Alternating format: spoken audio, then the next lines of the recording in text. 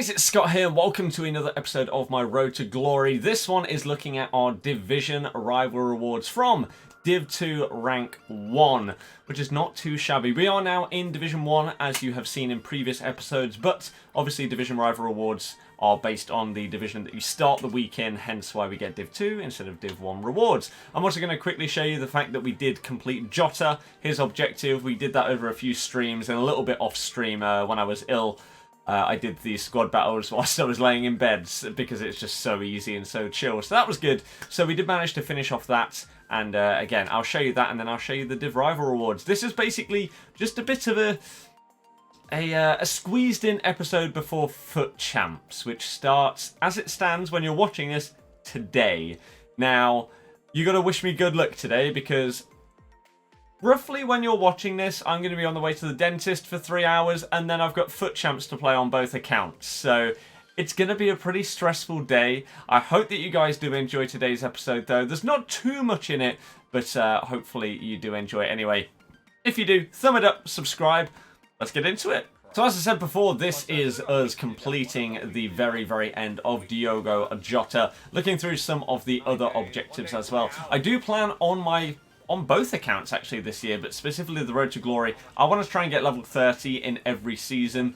Who I'm going to choose, I don't know. To be perfectly honest with you, I really, really do not know. I know it's Lacazette, you've got Sabitzer, and then I can't even remember who the third person is, to be honest with you. Actually, I think it's Bernat, who could be an interesting one to potentially link to Neymar. So I'm looking forward to trying to get to those levels each season, and hopefully the objectives are going to be a bit of fun as well, rather than the grind that they felt like they were every single time last year when we were doing them. So hopefully they do come out with some interesting ones. Now, as it stands, there is actually one to get a silver inform, and the silver objectives to get a 55k pack. So it does look like EA are actually mixing it up a little bit this year, which is good, because it means more variation in objectives, more variation in what you're doing each day, which is exactly what you want when you've got a year-long game cycle. You don't want to feel like, oh, okay, it's another Monday, I'm coming on, what am I going to do on FIFA today? There isn't anything. So I do like that. This Diogo Jota to start off the year was just pretty simple. Obviously, a couple of squad battle-based things and then some Div Rival-based things that a lot of people are going to find very easy because they have Premier League players in their club and that is what they're using. If you didn't base your team around a Prem team, then I guess you did have to go a little bit out of your way in order to complete him, but it's really not the end of the world. I don't think they made it too difficult. It's not as if you needed to score a hat-trick with a Prem player and win in 10 rival games or anything like that. So this is our team as it stands before we go into our rewards. Now, I did have a bit of a decision to make in terms of rewards as to what I was going to go with, because this is what I've been practicing with throughout the week, right? I think I've played 15, 20, maybe even more games with this team, maybe even actually up to about 30 games since I got that one to watch Bale. So I've played a lot and I'm enjoying the team. I'm actually enjoying the formation that I've been using, which is 4-1-2-1-2 in-game. It's been doing very well for me. On both accounts, I've actually been using that as well. So I did have a tough decision to make whether I wanted to go for the 75,000 coins, which meant that I probably would have bought Alphonso Davies because I don't know who else I would upgrade in my team with those coins. The only other option I was considering was getting rid of Son, Aguero and Ali for Pogba, Rashford and Firmino for 3 5-star skillers in my team. But I was another 70k away from affording that if I did take the coins.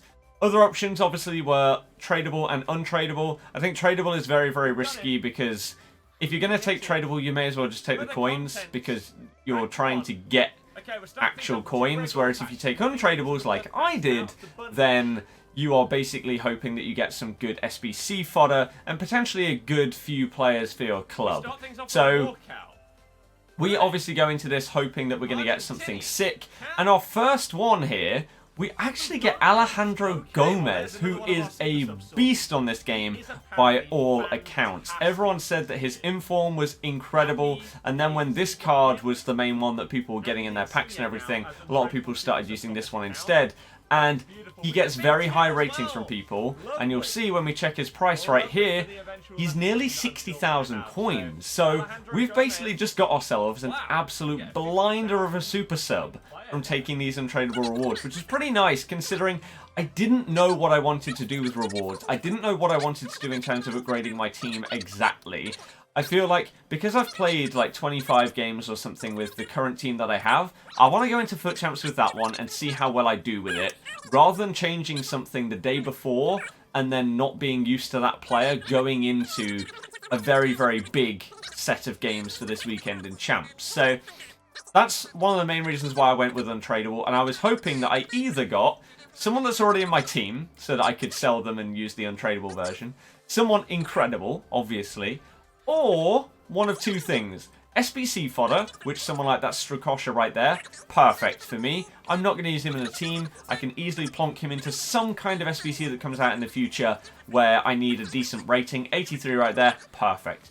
Or a 6 super sub. Now, we did already get Insigne untradeable the other day, so that's already an awesome super sub. I bought myself a Promes for like 2,000 coins as well. But now we've got another beautiful super sub in Alejandro Gomez. We do open up our last mega pack here, and we get ourselves another walkout. Spanish centre-back. Unfortunately, PK. If it was Ramos, I think I would have changed my right-hand side. I think I would have got rid of Lucas Hernandez. I would have put Alaba on the left. I would have got rid of Wilf and Ricky P, and I would have fixed something up on the right-hand side. Maybe Carvajal, and then someone else in midfield to get full chemistry. Probably the kind of route that I would have gone down, because Ramos is just unreal on FIFA. However, PK, as I was saying before, prime SBC fodder. I don't think there is a chance that I use him in any team this year. Like, even if I held on to that card for the next 6 months, I doubt I would ever have any use for him. So, yeah, he's most likely going to get whacked into the first SBC that, on the road to glory, I feel is worth doing. Right now, we've got Player of the Month Calvert-Lewin. We've got SBC Flashback Witsel. We've got Player of the Month Fatty, who I am a massive fan of. I'm actually a big fan of Calvert-Lewin as well, but do I really want to do those SBCs on the road to glory? I don't think so. We've got more ones to watch SBCs that are coming out, including James Rodriguez, which is confirmed for today. Right? EA have tweeted that out last night as you are watching this, that he is getting an SBC today. So that could be an interesting one that I may be tempted to do, because I think he's going to get a couple of informs this year. I mean, he's already got one. It wouldn't surprise me if he gets a few more. Obviously, his pace is a little bit low this year, but you could potentially start him out on the right and then move him into a centre mid spot, and that pace wouldn't be too much of a problem. I don't know. Let me know if you are interested in doing that James Rodriguez SBC, regardless of the price, because obviously that will get revealed later today. But that is now our team, really. Going into FUT Champs, this is what we're going to be running, and that is our bench. So let me know your thoughts, and if there are any last tweaks that you think I should make to the team before we go into Champs as it stands today. And yeah, other than that, thank you very much for watching this sort of teaser episode before the big Champs reveal, where we maybe do 10 games a day and maybe upload highlights the next morning. I'd like to let you sort of help me decide what I should do in terms of episodes for FUT Champs. So leave it in the comment section down below if you did enjoy this one. Thumb it up, subscribe, and I'll see you guys next time. Goodbye.